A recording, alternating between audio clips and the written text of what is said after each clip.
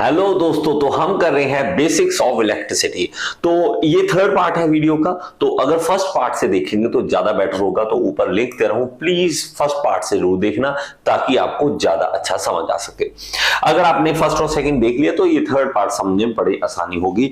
तो देखिए, हमारे पास अब तक हमने समझा कि हमारे पास बॉडी को चार्ज किया जा सकता है, मतलब बॉडी को चार्ज करने का मतलब उसमें इलेक्ट्रॉन्स डाले जा सकते हैं। जिस बॉडी में इलेक्ट्रॉन्स एक्स्ट्रा हो जाएंगे हम कहेंगे कि वो बॉडी चार्ज्ड है। सिंपल सी बात, जिसमें इलेक्ट्रॉन्स एक्स्ट्रा हो जाएंगे। अगर किसी बॉडी में इलेक्ट्रॉन्स एक्स्ट्रा आ गए तो उसको हम कह देंगे नेगेटिवली चार्ज। अगर किसी में इलेक्ट्रॉन कम है तो उसको हम कहेंगे पॉजिटिवली चार्ज।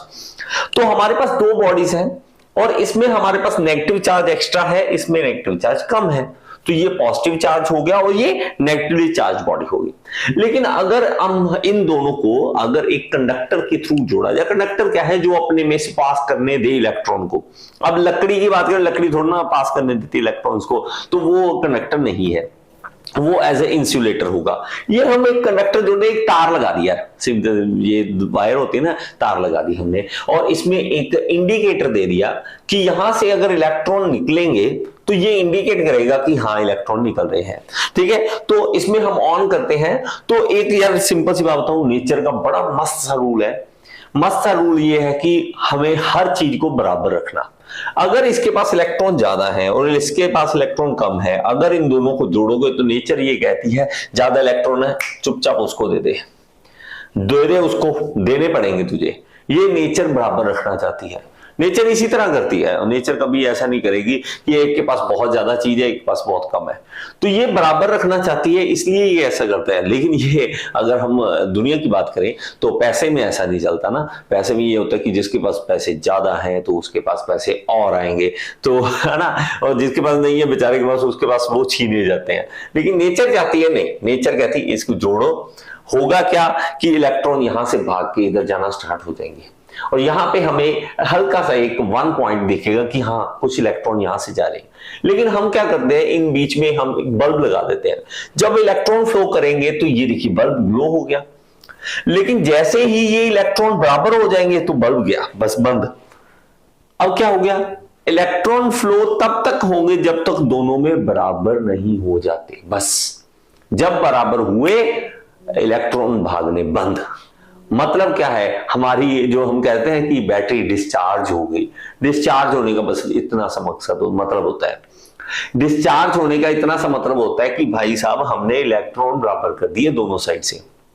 ये जा रहे थे, काम कर रहे थे, जब तक बराबर हो गए बस काम खत्म। लेकिन हमें चाहिए नहीं बार बार चलता रहे, ये चलता रहे। उसके लिए हमें क्या करना पड़ेगा, हमें एक बैटरी यूज करनी पड़ेगी।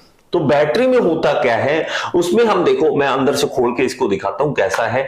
इसके बाहर जो है वो है जिंक, और ये है हमारे पास ग्रेफाइट, और यहां पे केमिकल रिएक्शन हो रही है, जिसके कारण क्या होगा कि यहां वाले इलेक्ट्रॉन उठा के, जो मैं दोबारा एक बार दिखाता हूं, ये ग्रेफाइट रोड के जो इलेक्ट्रॉन्स है वो केमिकल रिएक्शन के कारण यहां से उठ के यहां आ जाएंगे। केमिकल रिएक्शन की वजह से, ऐसे नहीं, यहां से इलेक्ट्रॉन उठ के यहां आ जाएंगे। तो ये इस तरह से दिखाया जाएगा। अब आपको अच्छा से दिखे, ये देखो इलेक्ट्रॉन भागे यहां पे, ये केमिकल रिएक्शन हुई, ये पॉजिटिवली चार्ज बॉडी बन गई और ये नेगेटिवली। ठीक है, नेगेटिव इलेक्ट्रॉन और पॉजिटिव इलेक्ट्रॉन।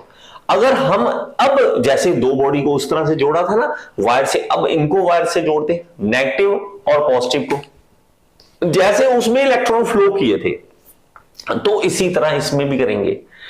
ये उठा के केमिकल रिएक्शन उठा के इलेक्ट्रॉन इधर दे रहा है, देखो केमिकल रिएक्शन इसको दे रहा है इलेक्ट्रॉन, ये इलेक्ट्रॉन आगे भगा रहा है, ये इलेक्ट्रॉन है आगे भगा रहा है।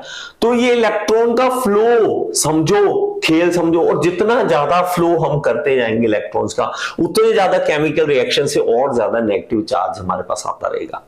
ये देखो, ठीक है, जा रहा है तो ये वापस इसके पास जा रहा है। लेकिन नॉर्मली हम ऐसा नहीं कभी करते कि सीधा सीधा जोड़ते, और इसको क्या कहेंगे, इस प्रोसेस को कहेंगे करंट या इलेक्ट्रिसिटी।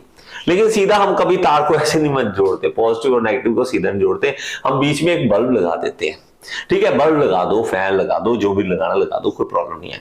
इक्विपमेंट लगा दिया, अब ये क्या करेगा, ग्लो करेगा, मतलब बल्ब जग जाएगा, इलेक्ट्रॉन यहां से निकल रहे, और इसको हम क्या कह रहे हैं, सिंपल सर्किट।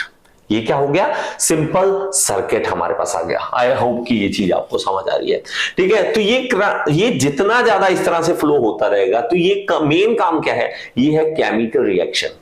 अब यहां की केमिकल एनर्जी जो है, केमिकल रिएक्शन जो हो रहा है वही काम कर रहा है। अगर ये नहीं होगा तो भाई कुछ नहीं होने वाला। ये केमिकल रिएक्शन की वजह से नेगेटिव ये आ रहा है, और अगर हम इन तार को तोड़ दें तो फ्लो होना बंद, अगर जोड़ दें तो फ्लो होना स्टार्ट। अब केमिकल एनर्जी किस में बदल रही है, इलेक्ट्रिकल एनर्जी में। तो केमिकल एनर्जी इलेक्ट्रिकल एनर्जी में कन्वर्ट हो रही है, और वो इलेक्ट्रिकल एनर्जी क्या है, वो या तो लाइट, मतलब जो हम देख रहे हैं कि रोशनी, और हीट गर्मी में बदलती है, दो चीजों में बदलती है। तो हमारे पास इस तरह से एनर्जी का कन्वर्जन होता है। तो केमिकल एनर्जी हमारे पास होती है, और इसको हम क्या कहते हैं, डायरेक्ट करंट कहते हैं। डीसी आप बोलते हैं ना, डीसी है सप्लाई, डीसी सप्लाई है। तो लेकिन हम घरों की बात करें ना, तो घरों में ये जो है वो एसी करंट यूज होता है, ऑल्टरनेटिंग करंट। ऑल्टरनेटिंग करंट में इलेक्ट्रॉन एक ही साइड नहीं फ्लो करते कि जैसे चल रहे थे बस ऐसे चल रहे ना, ये आगे पीछे मूव करते रहते हैं, कभी इधर कभी इधर, कभी इधर कभी इधर। तो चेंज करते हैं अपनी डायरेक्शन, ऑल्टरनेट, ठीक है, कभी ये कभी वो, ऑल्टरनेटिंग करंट, ठीक है। लेकिन हमारे जो इस सिलेबस में हम इस वीडियो में सिर्फ डायरेक्ट करंट की बात करेंगे, इससे ज्यादा नहीं। इसके अलावा भी हम हम इसके अलावा भी इलेक्ट्रिकल एनर्जी प्रोड्यूस कर सकते हैं। जैसे कि सोलर प्लेट लगा लो, अब हीट एनर्जी आएगी, सोलर एनर्जी आएगी, सोलर एनर्जी से यहां से जो प्रकाश पड़ेगा वो डीसी करंट में बदलेगा, और यहां से इलेक्ट्रॉन फ्लो होने स्टार्ट हो जाएंगे। या हम यहां पे क्या लगा सकते हैं, थर्मोकपल लगा लो। थर्मोकपल भी हमारे पास क्या होते हैं कि हमारे पास इलेक्ट्रिकल एनर्जी प्रोड्यूस करते हैं। तो अलग अलग आइडिया है, आपने तो डीसी करंट पैदा करना है, वो हमारा मेन मकसद होता है। अब देखिए, पॉजिटिव को इस तरह से दिखाते हैं और नेगेटिव को इस तरह से छोटे वाला, और ये सिंबल हमारे पास आ जाता है। जब सिंबल की बात करें तो सिंबल हमें बताने पड़ते हैं ना, कि ऐसे लाइनें लगाते हैं ना, तो ये एक छोटे सेल को, बैटरी को दिखाने के लिए प्लस बड़े वाला, छोटे वाला नेगेटिव, इस तरह से लगा देते हैं। इस तरह से लगाने के बाद हम दिखाते हैं कि यहां से इलेक्ट्रॉन फ्लो हो रहे हैं।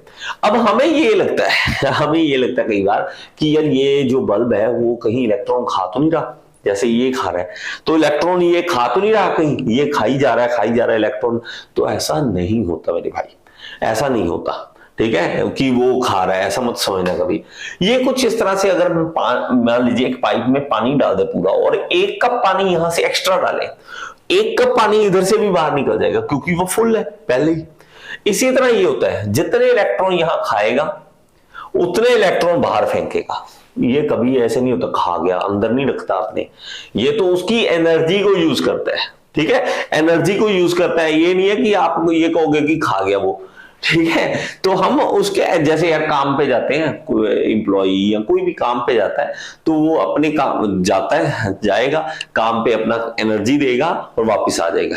अब खुद तो नहीं वहां रह जाएगा ना, ठीक है, काम पे जाना मतलब एनर्जी यूज करना, ठीक है। इसी तरह इलेक्ट्रॉन हमने ना मजदूर रखे हुए हैं कि आजा मेरे भाई, ऐसे कर मेरा बल्ब चला, ऐसे कर मेरा मोबाइल चला।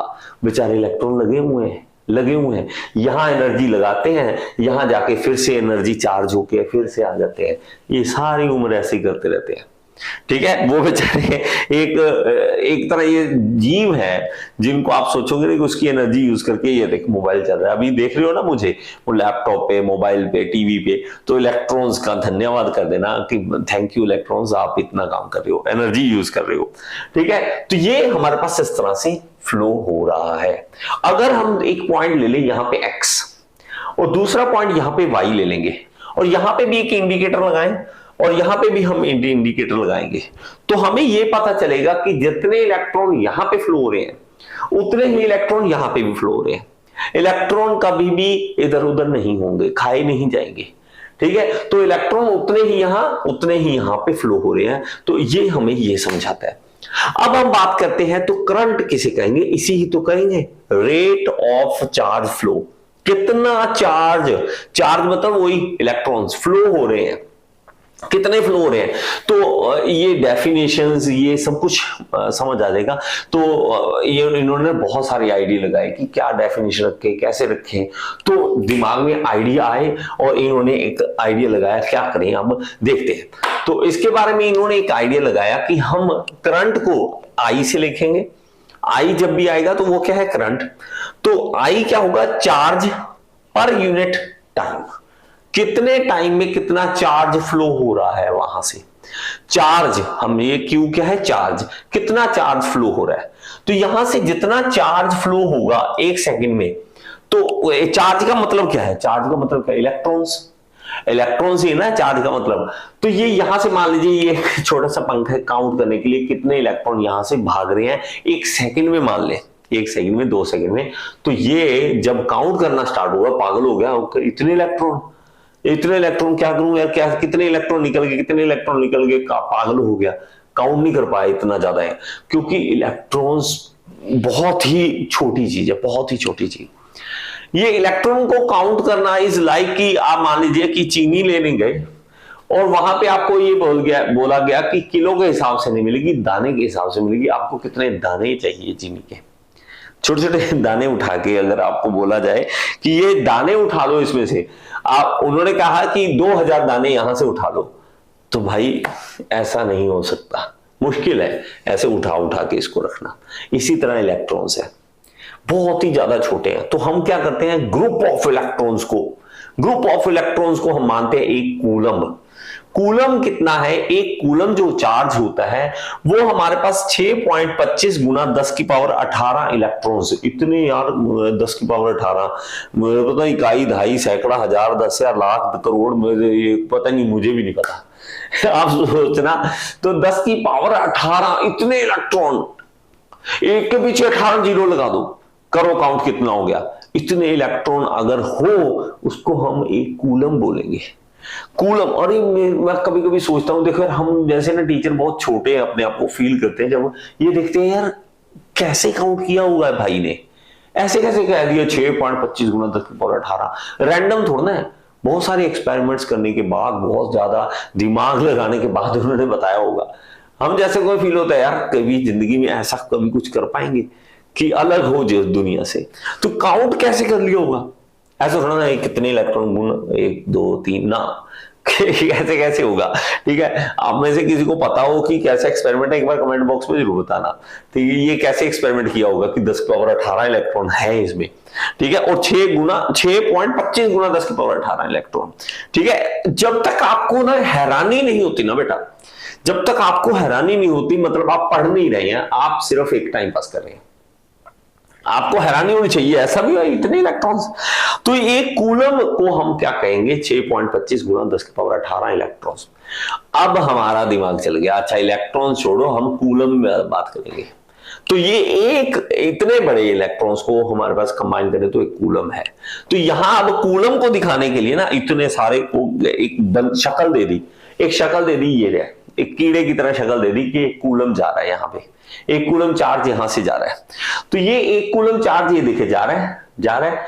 अगर हम अब करंट को हम डेफिनेशन किस तरह से बनाएंगे ये देखते हैं।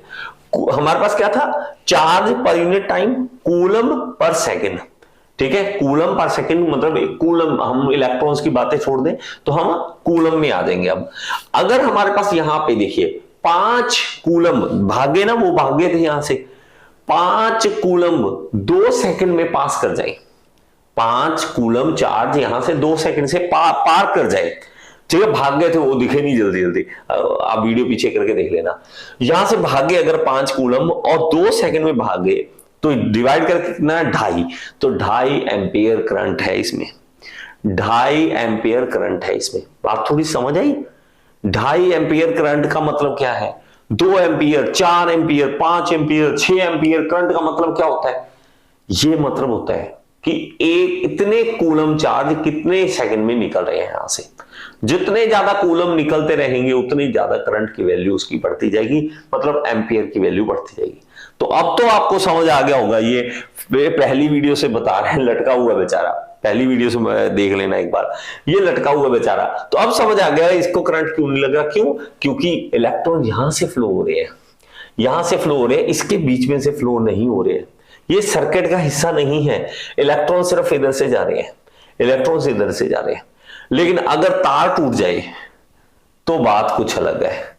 तो अब झटका लगेगा भाई साहब को, अब झटका लगेगा। आई होप कि कुछ नया सीखने को आपको जरूर मिलेगा। अगर कुछ नया सीखने को मिला है तो एक बार लाइक का बटन दबा दो और सब्सक्राइब कर लो मेरे चैनल को, और कमेंट बॉक्स में जरूर बताना कि ऐसी वीडियो से मजा आता है या नहीं आता। ठीक है, मैं बहुत दिल से करवाता हूं बेटा ये चीजें। एक होता है कि बोर्ड पे आई लिख देना, क्यों, मतलब क्या है, देखो चार्ज को, इलेक्ट्रॉन्स को इंसानों की तरह सोचो कि ये इंसान है और ये भाग रहे हैं, ये काम कर रहे हैं, तो मजा आएगा आपको। ठीक है, और अगर आप एसएससी जेईई की तैयारी करना चाहते हैं, यहाँ पे ऐप का लिंक दे रहा हूं, ऐप जरूर डाउनलोड करें। Thank you so much, next video में फिर से मिलेंगे।